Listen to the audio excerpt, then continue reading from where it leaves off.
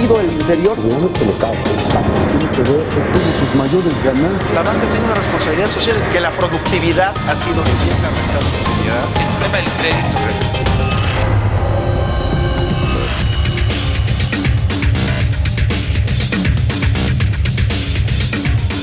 ¿Qué tal? ¿Cómo está? Muy buenas noches. Soy Martín Espinosa y a nombre de Pascal Beltrán del Río le doy la más cordial bienvenida a una emisión más de Círculo de Ideas. Me acompañan en esta ocasión José Buendía. Pepe, ¿cómo estás? ¿Cómo estás, Martín? ¿Cómo estás? José Luis Vargas. José Luis, bienvenido. Hola, Martín. Hola, compañeros. Y el maestro Humberto Musacchio. Muchas gracias, buenas noches.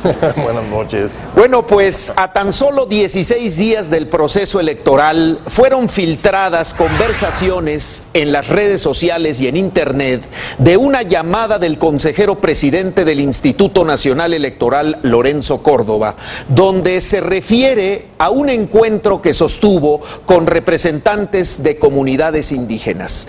Córdoba se disculpó horas después de la forma en que se refirió a sus interlocutores y el Instituto Nacional Electoral manifestó su indignación y exigió a las autoridades realizar una exhaustiva investigación sobre esa intervención ilegal. ¿Cuál fue la intención de filtrar esta llamada? ¿Quién gana exhibiendo al presidente del Instituto Nacional Electoral? ¿Cómo debemos calificar las expresiones utilizadas por Lorenzo Córdoba? Y sobre todo, ¿de qué manera se afecta la credibilidad del Instituto Nacional Electoral de cara a los comicios del próximo 7 de junio? Comenzamos con José Luis Vargas. José Luis, ¿qué te pareció todo este enredo que finalmente deriva en una serie de acusaciones por un lado, de deslindes por el otro, con relación a esta conversación telefónica? Pues mira, Martín, sin duda muy lamentable lo sucedido, porque efectivamente, aunque no tenga nada que ver con el proceso electoral, pues el escándalo que se propició con esa filtración ilegal de una llamada, pues sí afecta la imagen de la institución, sí afecta la imagen del consejero presidente, y creo que aquí es complicado ser objetivo en torno a que sin duda el punto de partida es que se trata de una conversación, de una filtración o de una grabación ilegal, pero el contenido de la conversación propia pues subyace, es decir, no se puede desconocer lo que al final acabó siendo público. Y creo que ese es un poco el dilema, digamos, yo te diría primero, de principios jurídicos en el que estamos, ¿no? Porque pues le puedes dar crédito a una conversación que es grabada de manera ilegal, me parece que no. Sin embargo, existe una indignación generalizada en torno a esas llamadas, a ese contenido, pues sí lo existe, ¿no? Y eso creo que es lo que hoy se tiene que lidiar políticamente. Me parece apresurado un poco que la institución, el INE, ya señale como, pues, entre líneas posibles culpables, ¿no? Diciendo, es con el ánimo de desestabilizar el proceso y la autonomía, afectar la autonomía de la institución a partir de decisiones que ha tomado el propio instituto. Me parece que, digamos, yo no hubiera recomendado dar ese mensaje, porque pues así como lo exige el Instituto Nacional Electoral, el propio consejero presidente, creo que hay que investigar, ¿no? Primer punto. Me parece correcto el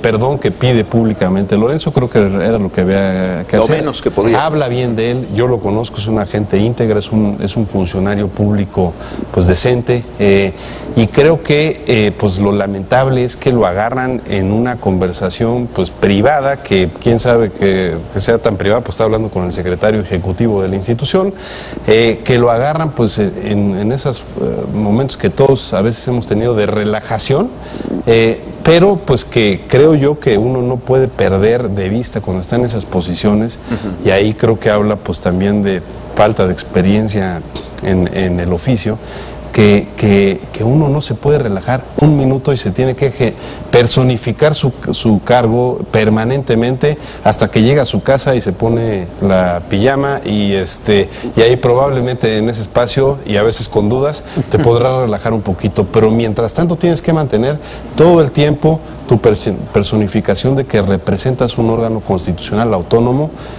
crucial para el país en los momentos y en los años que vienen.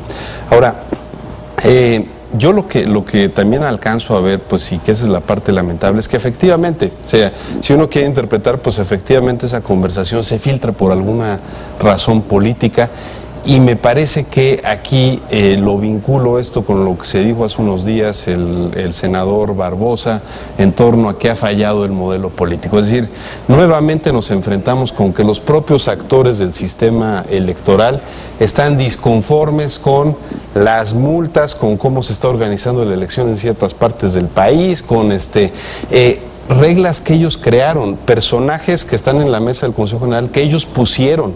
Entonces, me parece como nuevamente inverosímil que ahora otra vez esté cuestionando a partir de, insisto, un pretexto como un pretexto probablemente, como he dicho, pues fundado de un desliz del consejero presidente del INE, se esté cuestionando toda la institución, se esté cuestionando todo el sistema, se esté cuestionando las reglas del juego y los árbitros para poder volver en un rato más a decir nuevo Consejo General, nuevas reglas. Me parece, la verdad, francamente esquizofrénico que estemos cayendo en eso. Y también hay que decirlo, los señores que están sentados en la mesa del Consejo General del INE sabían que eso iba a pasar porque muchos de ellos fueron, los que no estaban ya en la institución, fueron asesores de las bancadas, la gran mayoría, claro, que aprobaron esas reglas. Entonces ellos sabían del caos normativo que está haciendo la elección, ellos sabían a lo que se iban a enfrentar, y bueno, pues ahora no se vale de ninguna de las dos partes hacerse sorprendidos, y me parece que lo que hay que hacer es entender cuál es el bien mayor a tutelar, que sin duda es la elección, que sin duda son los ciudadanos, claro, el manifestar certeza que está un poco desdibujada de este proceso electoral, y obviamente apostarle a que la elección salga, y luego pues que arreglen sus temas personales, broncas, o no personales, pero que dejen, que no dejen en un segundo plano lo más importante, que es que la elección próxima salga bien. Pepe, poniendo en una balanza el tema de lo ilegal que puede ser intervenir una conversación telefónica, una conversación privada, ajá, y del otro lado el efecto que ese contenido de las palabras, de los conceptos, de la manera de referirse a los grupos indígenas con los que días antes había tenido un encuentro el presidente del Instituto Nacional Electoral, ¿qué pesa más? Es decir, ante la opinión pública, ¿es más importante para la gente decir es que están grabando de manera ilegal una conversación, o el contenido de lo que decía el personaje espiado, que de alguna manera marca y retrata también su forma de conducir una institución que hoy en día es protagónica dentro del proceso electoral que se avecina? Bueno, yo creo que lo primero que hay que decir es que el que puso este obús o esta bomba o esta carga explosiva en el corazón del INE sabía muy bien el efecto que podía tener y conocía los elementos que tenía en la mano en términos de, digamos, discursos o revelaciones o narrativas, digamos, que tienen que ver con asuntos de discriminación, y creo que previó perfectamente el golpe que daría y que lograría pues un poco las consecuencias que se han dado desde la revelación de esta escucha ilegal. Porque en efecto, en la última década en el país, aunque parezca a veces paradójico, pero sí ha crecido una mayor conciencia sobre los temas que tienen que ver con la discriminación. Ahí está la creación del Consejo Nacional contra la Discriminación, que pues ya trae varios años de andadura y un trabajo siempre tratando de evitar que se estigmatice o se señale a alguien por tener algún tipo de diferencia. Ya dijo la CONAPRED que no va a intervenir. Es que eso es lo que me parece interesante. Justo eso es lo que me parece interesante. La primera consideración institucional de CONAPRED es, señores, decide la institución encargada de velar, supervisar y proteger la discriminación, decide abstenerse de pronunciarse respecto a las denuncias que le han llegado del caso Córdoba, porque provienen de una escucha ilegal. Pues sí. Me parece que ahí hay una posición serena y sensata que nos convendría no perder de vista al resto. Una vez que lo que se ha producido, Martín, en la opinión pública es, y esto lo junto con otro aspecto, que es, digamos, el movimiento de las redes sociales. Sí. Enseguida la filtración saltó a las redes sociales y se convierte en la materia prima de las llamadas tormentas de mierda, en el que cuando se detecta... Es el lenguaje de Lorenzo Córdoba, por favor. sí, Para estar a tono con... No, se llama shitstorms, pero digamos la traducción. En español el tema es ese. No hay un material que puede ser sujeto para que de manera incluso anónima se comience a generar un ventilador que ponga al funcionario público que supuestamente o ha generado algún tipo de transgresión contra la pared. Pero dicho esto, y sin dejar de ver, me parece que la posición, repito, sensata del CONAPRED, sobre todo si tomamos en cuenta que estamos, tú lo decías en la introducción, a unos cuantos días de una de las campañas quizá más violentas, tenemos más asesinatos de candidatos de lo que se produjo en los últimos 2 procesos federales, más rijosas, porque el cúmulo de denuncias que están llegando a las autoridades electorales y la judicialización que se prevé de este proceso electoral, en el que, por ejemplo, 7 de las 9 gubernaturas es posible que sean muy competidas y terminen en los tribunales, nos empieza a dar un poco el contexto en el que se da esta filtración.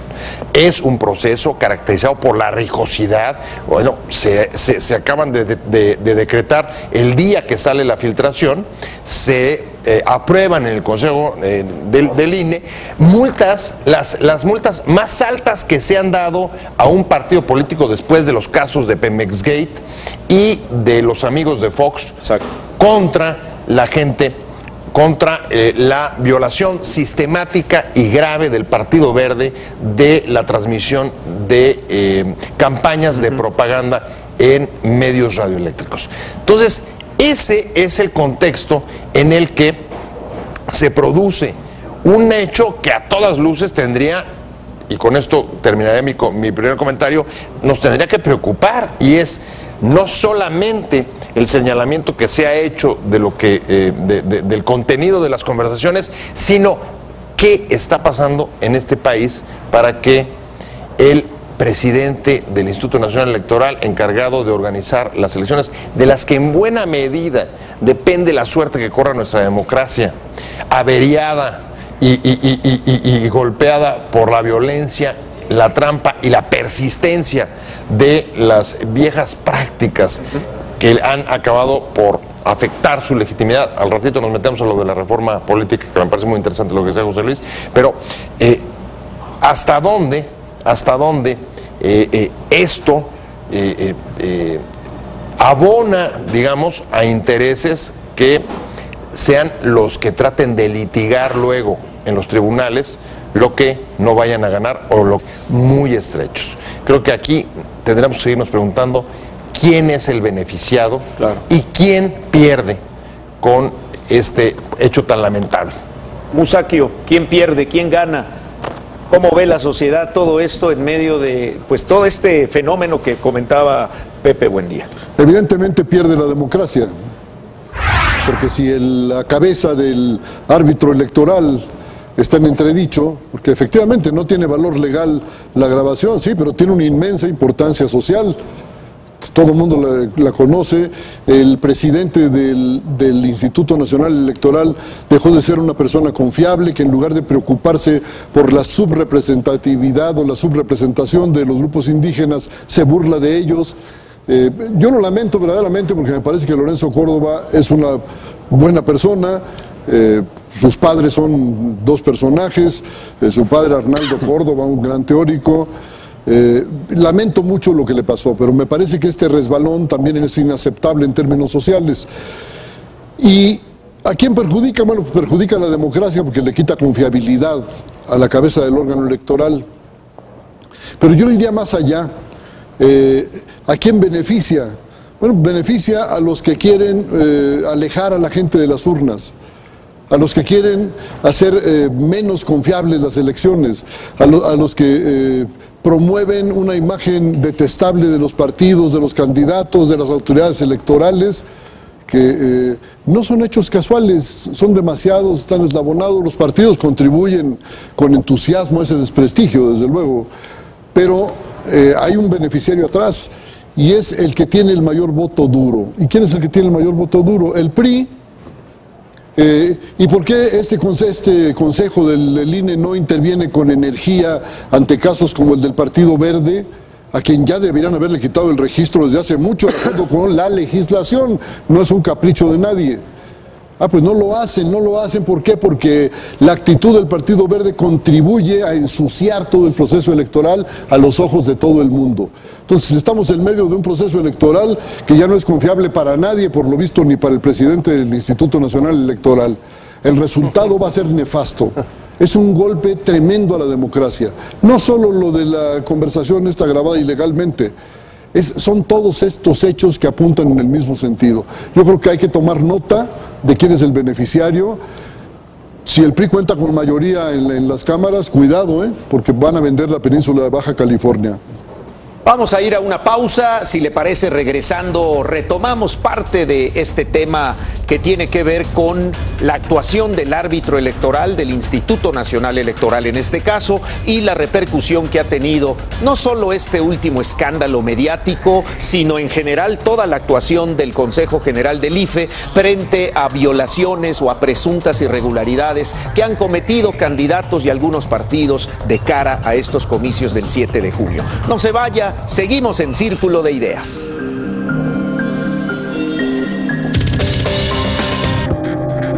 Continuamos discutiendo el tema de la actuación del Instituto Nacional Electoral, pero fundamentado en su presidente del Consejo General, Lorenzo Córdoba, a raíz de esta situación que se generó hace unos días con la filtración de conversaciones con el secretario ejecutivo del propio instituto, y que de ahí se derivaron pues nuevas circunstancias a unos cuantos días de las elecciones del próximo 7 de junio.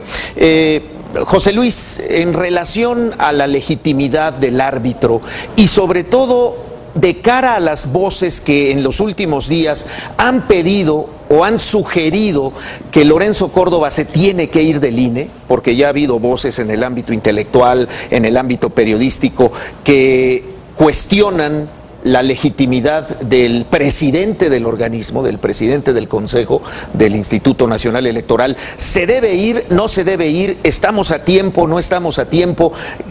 ¿Qué representa esto, sobre todo con la actuación de los principales actores de la contienda electoral que próximamente vamos a vivir los mexicanos?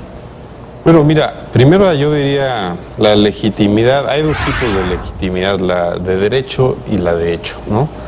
La de derecho, pues evidentemente no se tiene que ir porque las fuerzas políticas en conjunto lo votaron para que él fuera el consejero presidente. Entonces me parece que esa es la parte en la cual pues formalmente correspondería responder. Ahora, hay un tema que ya lo comentaba ahora Humberto, que es que no es menor, que es la legitimidad moral del consejero presidente del INE. Si bien sabemos que hoy, antes eran 9, hoy son 11 consejeros electorales, y que el Consejo General del INE está integrado por esos 11 consejeros, más los representantes de los partidos políticos, más los representantes de ambas cámaras, quienes no tienen voz, voto, pero sí tienen voz, me parece que también habría que encontrar su justa dimensión. Es decir, eso es lo que forma el Consejo General del Instituto Nacional Electoral. Ahora, el consejero presidente sin duda tiene un rol fundamental porque es quien conduce esa mesa, claro, es quien gobierna esa mesa, ¿no? Es su función principal, la representación política, digamos, externa del instituto. Y debe ejercer un liderazgo, ¿no? Y el liderazgo, claro.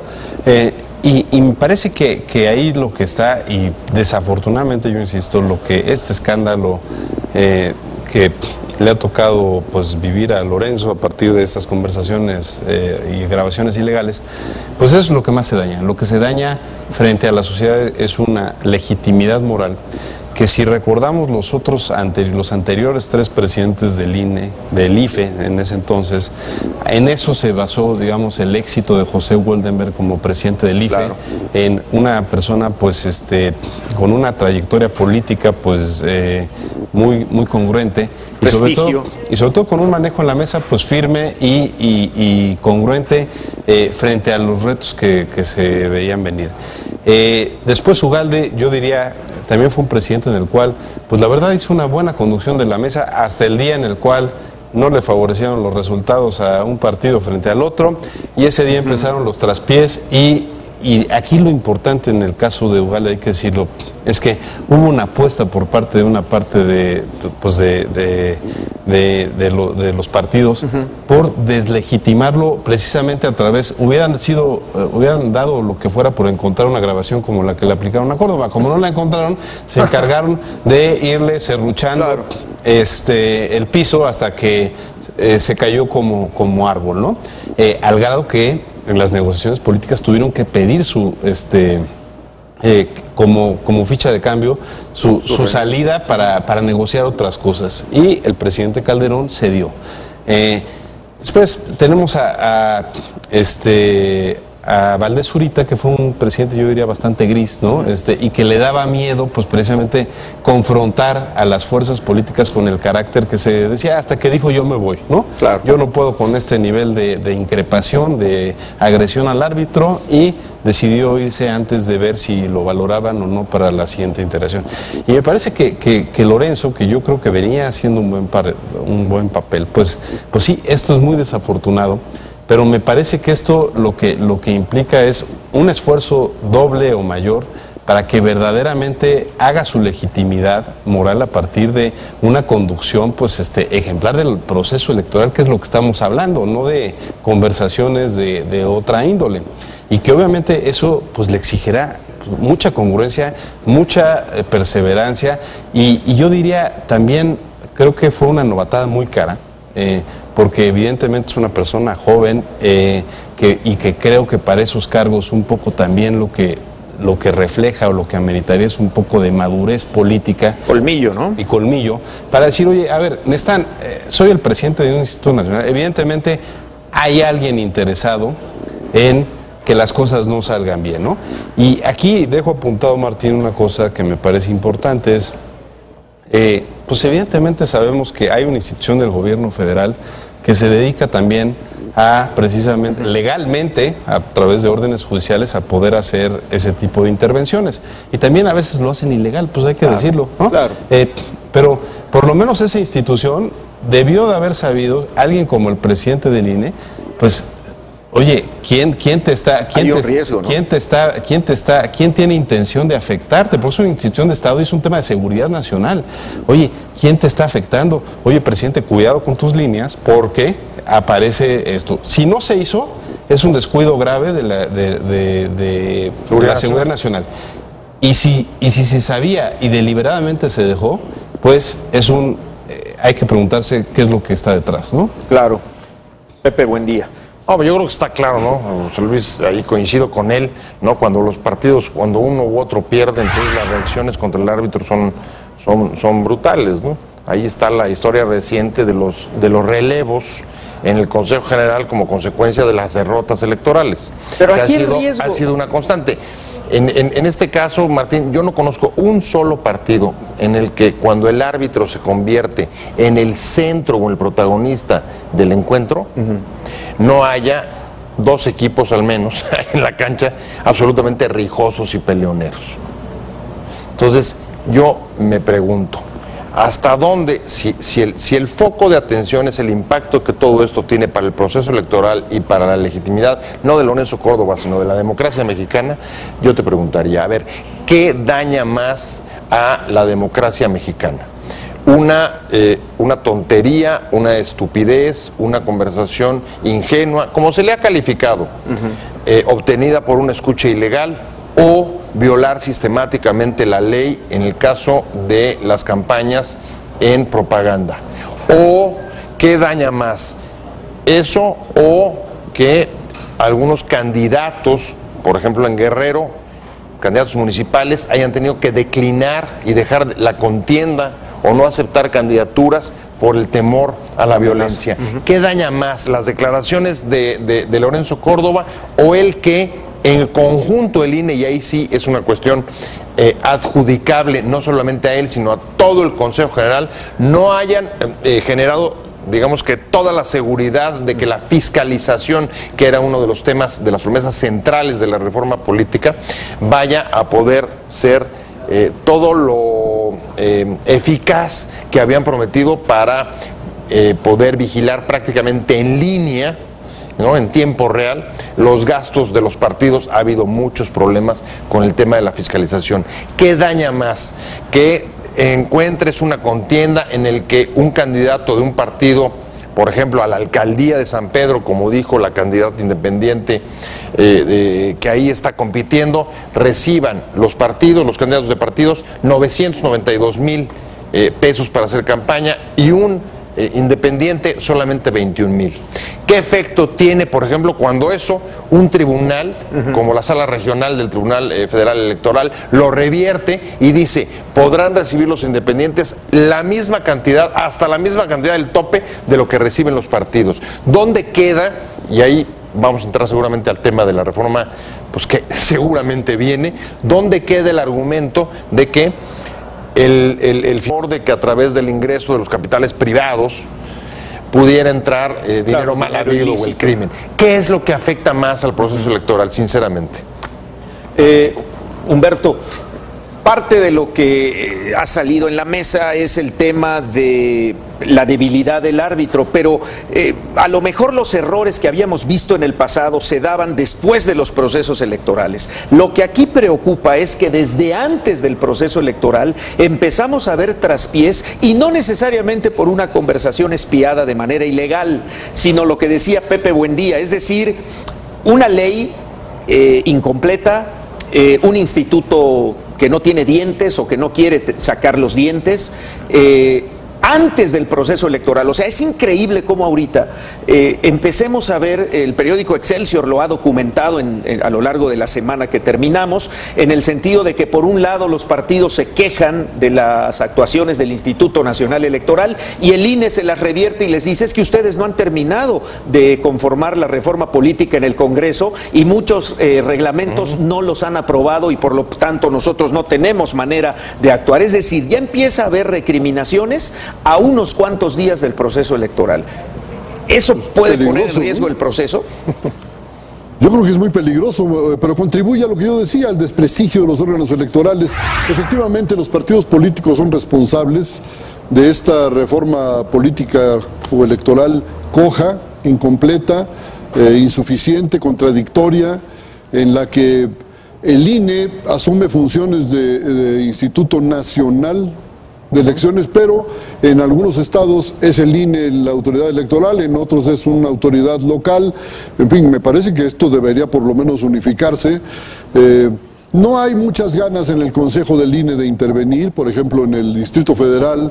Es un hecho y está documentado, todos los días los periódicos lo publican, que el PRD, el partido gobernante en el Distrito Federal, tiene a sus brigadas de delincuentes secuestrando, golpeando a la gente de los partidos de oposición, intimidando, destruyendo propaganda, impidiendo mítines, y no pasa nada. Ya sé que esto es responsabilidad del instituto local, pero me parece que también el INE tiene algo que ver en esto y debería llamar la atención sobre el asunto.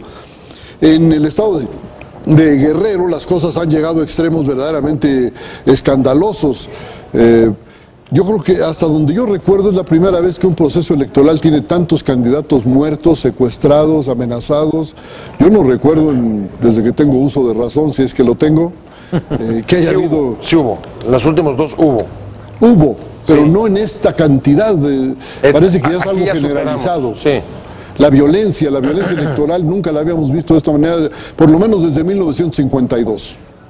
Y vaya que ya pasó agua bajo los puentes. ¿Cuál es el resultado de eso? Pues el desprestigio de la autoridad electoral, evidentemente. Y si yo no tengo una autoridad electoral que garantice la imparcialidad, la legalidad del proceso, pues mejor no voto. Y si no voto, ¿a quién le hago el favor? Pues al PRI y a su gobierno federal, que va a tener una Cámara a su disposición, si no con mayoría absoluta, sí con mayoría relativa muy amplia, de seguir las cosas como van. Sigan tolerándole al Partido Verde todas sus tropelías, no pasa nada, lo están multando, pero como calculan que va a doblar el número de diputados, pues va a tener más dinero para pagar eso y lo que venga, si es que alguien no lo está pagando a trasmano, porque yo también tengo esa sospecha. Pero en fin, aquí todos son sospechas, los únicos que tienen la verdad y no la ponen en juego son los consejeros del INE. José Luis Vargas, el tema de la reforma política. Entonces, ¿qué va a pasar después del 7 de junio? ¿Qué escenario vislumbras? ¿Qué tendría que suceder? Primero, para no descarrilar o que no descarrile este proceso que ya está en marcha. Y en segundo lugar, oye, pues todo este tipo de cuestiones que hay que corregir, pues tendrían necesariamente que volver ante un nuevo Congreso que va a quedar instaurado a partir de septiembre. Mira, a ver, sin duda, yo creo que la reforma del año pasado, de febrero de 2014, es una reforma, digamos, todavía inacabada. Y creo que pasamos de un modelo electoral que era perfectible a un modelo actual, pues, un tanto disfuncional. Pongo un ejemplo claro. No es posible que por el capricho de un partido digan, ahora quien va a nombrar a los consejeros de los organismos públicos electorales locales, los famosos soples, tienen que ser los miembros del Consejo General del INE, ¿no? Y de ahí el nombre de nacional, ¿no? Pero que resulta, y bueno, ahí se da una rebatinga en quién va a poner a quién, son 11 consejeros, diciendo, van estos sextetas o septetas.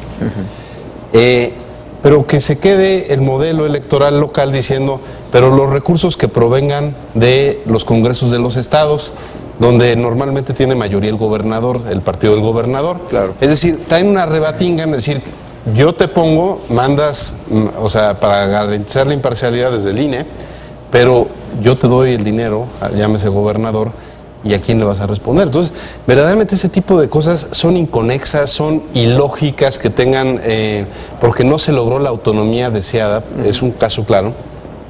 Y me parece que lo que sí tiene que haber es una revisión de ese tipo de cosas que francamente fueron mal hechas, es un Frankenstein que se hizo y que no necesariamente implicaría remover a los consejeros del INE. O sea, me parece que ya hay que ser un poco serios. Si ya decimos que se van a nombrar a estos 11 personajes, por más que existan este tipo de escándalos, me parece que hay que mantenerlos, porque una de las principales, digamos, características de la imparcialidad es la independencia, y para que haya independencia hay un factor fundamental que se llama inamovilidad. Si inamovilidad constitucional, si estos 11 señores que fueron nombrados por el Congreso de la Unión tienen constitucionalmente ese carácter de inamovibles, a menos que no sea un delito grave, claro, pues tienen que ser respetados hasta que terminen su periodo. Y lo otro, evidentemente la parte del andamiaje normativo, pues tiene que ser revisado porque estuvo mal hecho, hay que decirlo con todas sus letras. Claro. Hacemos otra pausa y regresamos para el tercer bloque de Círculo de Ideas. Finalmente, el tema de la reforma política es donde aterrizamos prácticamente pues todo lo que estamos viendo en las últimas semanas rumbo a estos comicios del 7 de junio. Vamos a continuar, regresaremos para seguir escuchando las opiniones de nuestros panelistas.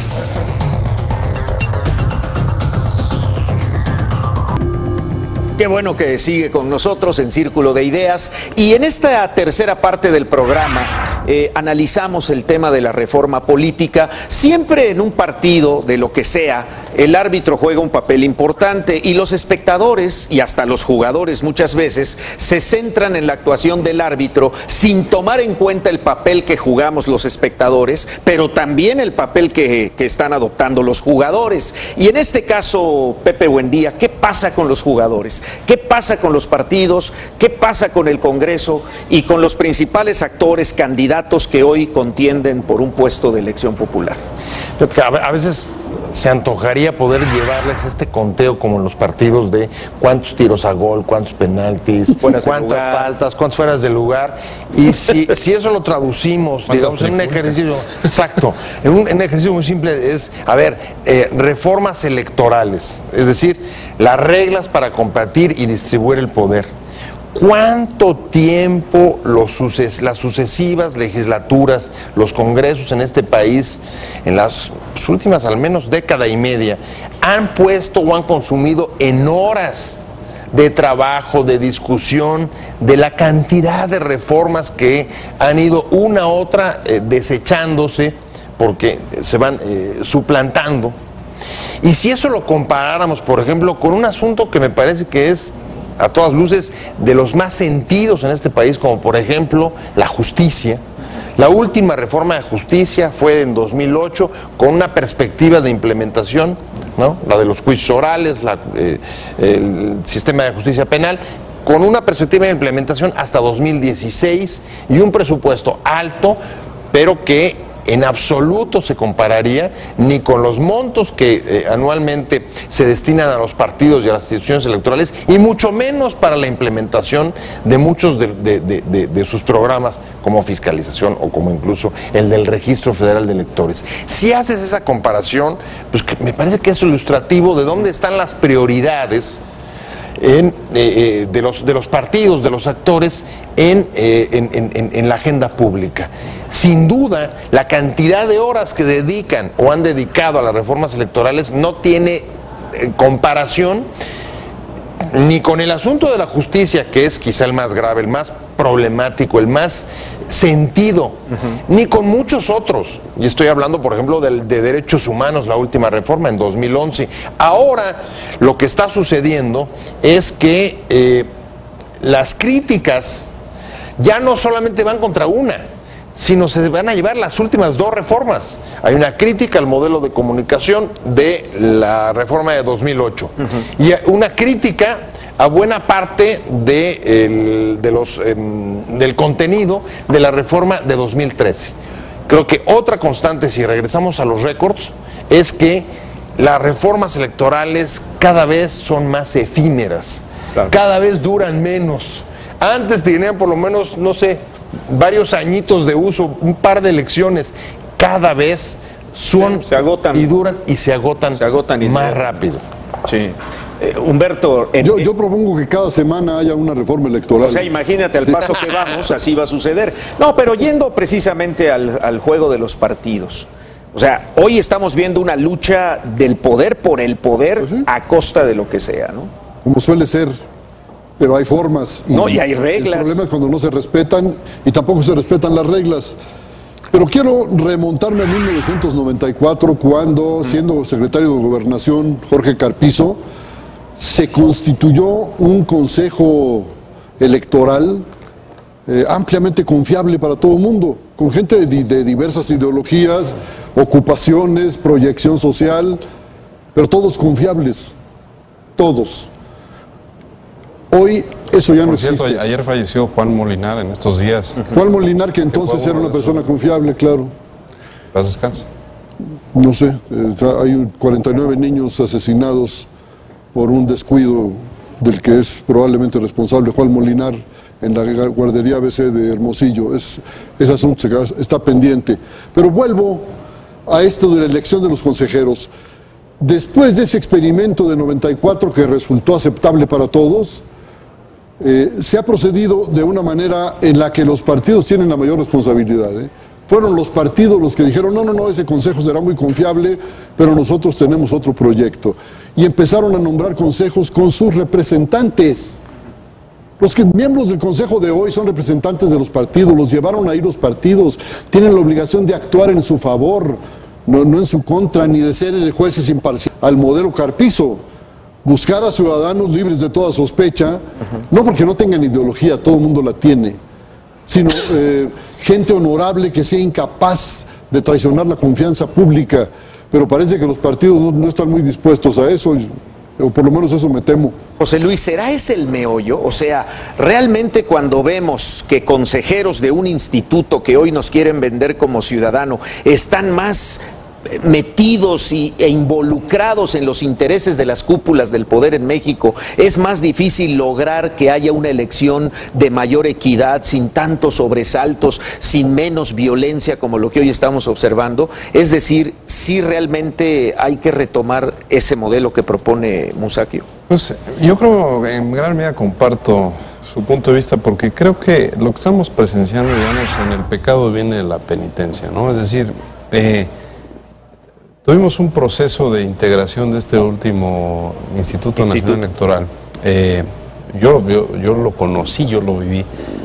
Dice que había una serie de procedimientos para hacerlo mucho más imparcial y la verdad es que los dados estaban cargados de origen, es decir, había un consejo, digamos, evaluador que de entrada sabía quiénes iban a ser los consejeros y casualmente, excepto los 3 consejeros que ya estaban en el anterior IFE, que es Córdoba, Baños y me va quién es el otro, y Benito Nasif, el resto pues todos venían de ser asesores de bancadas, todos venían de hacer favores para los propios partidos. Para los propios partidos. Fue grotesco, digamos, cuando uno ve la lista, uno no puede decir, a ver, estos no pueden ser como precisamente el modelo, en el cual el modelo anterior, el de Carpizo, estaba basado en cada partido metía a alguien públicamente a la mesa. Yo propongo a fulano y sutano porque tienen estas credenciales académicas, tienen estos requisitos que cumplen,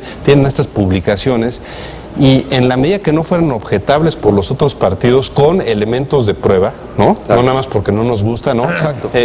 Y el secretario de Gobernación ahí, dirimiendo la negociación o velando porque se llegan los acuerdos, pues satisfacía a todas las partes porque todo el mundo sabía por qué habían llegado cada uno de los integrantes, sin desconocer que venían con la propuesta de un partido que es válida. ¿Qué sucede ahora? Ahora lo que sucede es que tenemos no 9 sino 11 que no sabemos bien a quién le responden, pero sabemos que sí le responden a alguien, ¿no?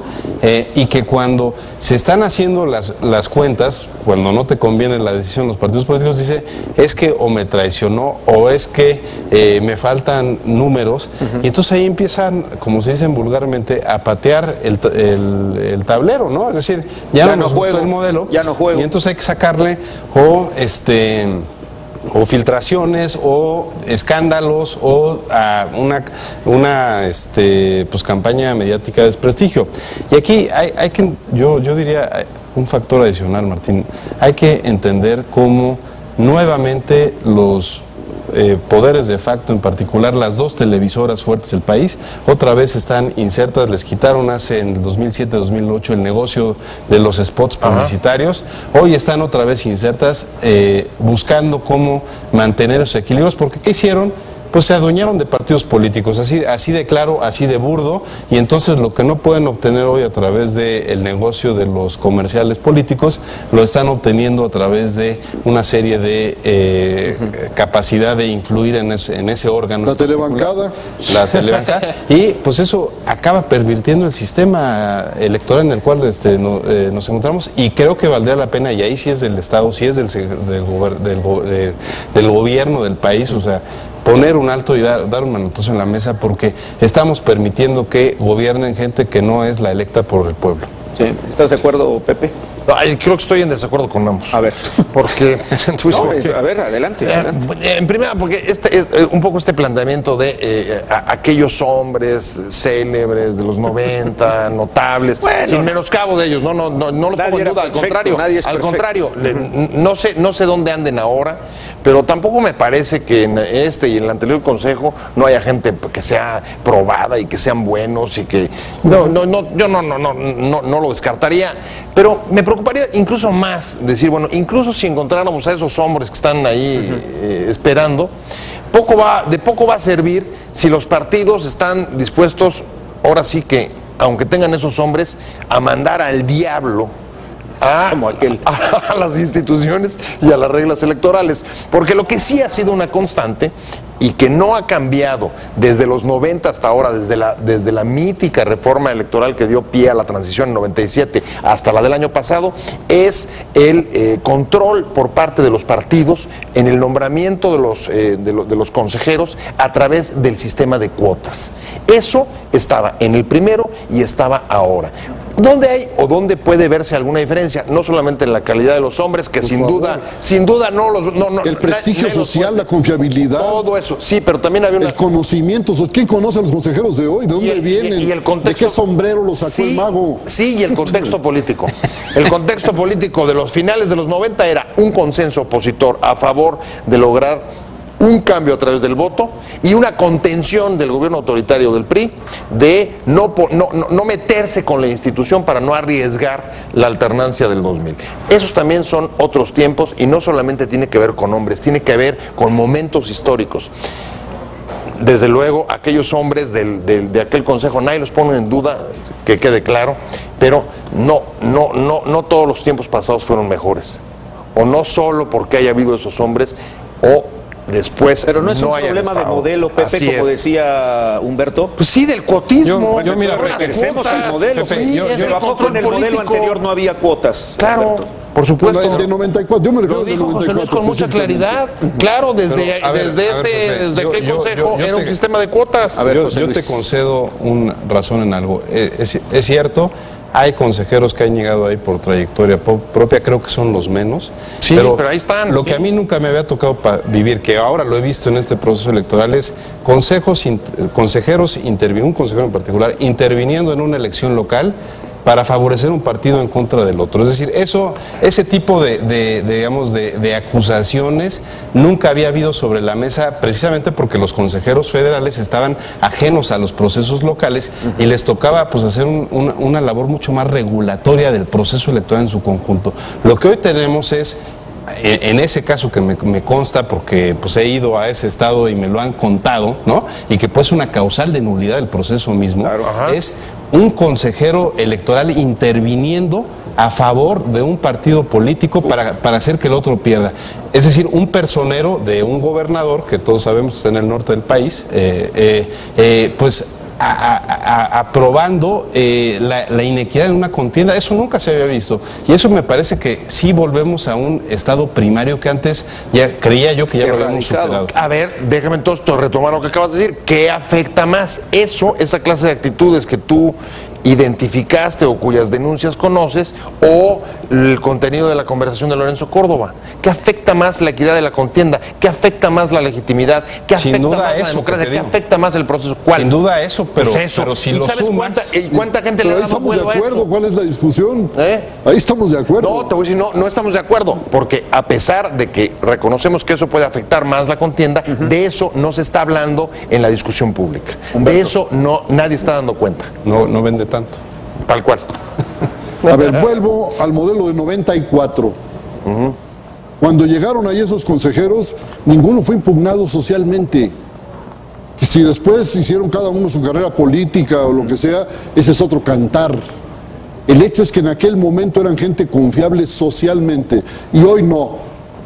Yo por lo menos no confío en ese consejo del INE, no tengo por qué confiar. Si los estoy viendo actuar, si sé cómo llegaron al consejo, por el sistema de cuotas, cada partido pone a sus representantes. No son consejeros imparciales. Así llegaron. Están al servicio los de 97. No llegaron tan así. No llegaron tan así. Exactamente así. Requisito, por un sistema de cuotas señor, tan así. El requisito era que no fueran impugnados. Ese es el requisito. ¿Quién los puso? El requisito es que las candidaturas propuestas por los partidos no fueran impugnadas. Las de hoy, por favor, hombre. Sí, mucho tiene que ver el reparto de cuotas. Vamos a ir concluyendo, José Luis Vargas. Mira, es que coincido con ejemplo de Humberto del sombrero del mago, porque efectivamente yo lo que coincido con Humberto es que cuando era pública la discusión con las fuerzas políticas y el secretario de Gobernación enfrente, sabías los razonamientos y los vetos por qué se habían dado. Ahora, a partir de este sombrero de mago que se llama un proceso, digamos, imparcial, y lo que se ha dado es que nadie sabe quién sacó la mano. Y ese es el peligro, que tienes... Es opacidad. Tienes consejeros experimentados, porque sí los hay. Tienes académicos, porque también los hay. El caso de Ciro Murayama es un académico serio, que sí, y otros más que sí los hay.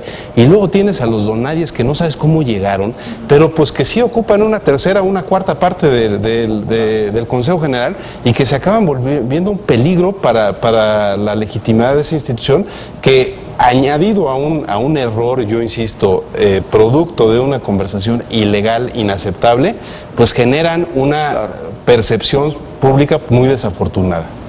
Para cerrar, Pepe, buen día. Creo que hay que ver en retrospectiva, pero ver en retrospectiva lo que hemos invertido y lo que hemos metido en la construcción de un sistema electoral que nos separe de la violencia a la hora de transmitir el poder. Yo no sé si estamos ante las últimas oportunidades, pero desde luego si uno voltea y ve la violencia y el cada vez menos, la cada vez menor importancia que tiene el llamado de las urnas para frenar esta violencia, creo que ese es el tema donde tenemos que estar poniendo el foco para que las elecciones salgan bien y sigan siendo la frontera entre la transmisión pacífica del poder y la anarquía y el desastre y la violencia que nos está rondando. Así es. Pues usted Oye, seguramente en casa, Humberto. Chico, ¿no? Que desaparezcan el IFE y sus 17,000 empleados. En 94 no era una cosa así, era una cosa de nada el IFE. Y daba mejores resultados. Y daba mejores resultados. Seguramente usted en casa tiene su propia opinión. Esperemos que las opiniones de nuestros panelistas contribuyan a fortalecer pues sus ideas, y lo más importante, estar en este círculo de ideas acompañándonos esta noche a través de Excelsior Televisión. A nombre de Pascal Beltrán del Río, le agradezco mucho su atención. Soy Martín Espinosa y lo invito para que el próximo domingo, aquí mismo, siga en otro círculo de ideas. Buenas noches. Te invitamos a seguir cuestionando la información con los siguientes videos.